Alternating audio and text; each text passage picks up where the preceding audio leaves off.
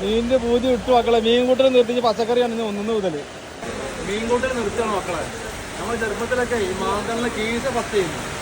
കാലം മാറി ഭരണം മാറി. ഒന്നെങ്കിൽ മുഖ്യമന്ത്രി രാജിവെക്കുക, ഒന്നല്ലെങ്കിൽ ഞങ്ങൾ മീൻ കൂട്ടൽ നിർത്തുകയാണ്.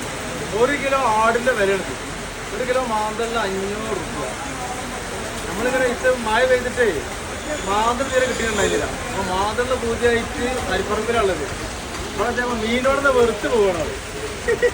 സത്യോ 1 കിലോ മാന്തളിന് 500 പറഞ്ഞപ്പോൾ ഞാൻ മീനിനോട് പുച്ഛം തോന്നുന്നു.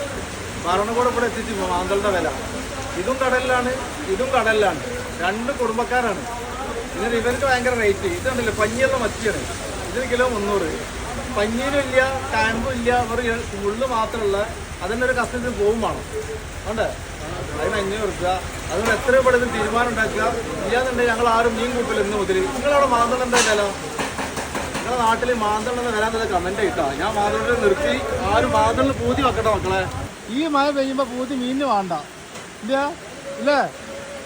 ഈ സീസണില് വേണ്ട. കാരണം നല്ല പഞ്ഞിയുള്ള മത്തിയാണ് അല്ലേ? പഞ്ഞിയുള്ള മത്തിക്ക് എന്താണ് 300 രൂപ. കണ്ടില്ലേ പഞ്ഞിയാണ് കാണുന്നത്, തുറച്ച് കാണുന്നത്. എല്ലാ മത്തിക്കും പഞ്ഞിയുണ്ട്. അത് കറക്കിലെടുത്ത് എന്തായാലും 1000 രൂപ മീനാണ് ഇരിക്കുന്നത്. മീനിന്റെ പൂതി വിട്ടു മക്കളെ. മീൻ കൂട്ടൽ നിർത്തിച്ച് പച്ചക്കറിയാണ് ഒന്നു മുതൽ.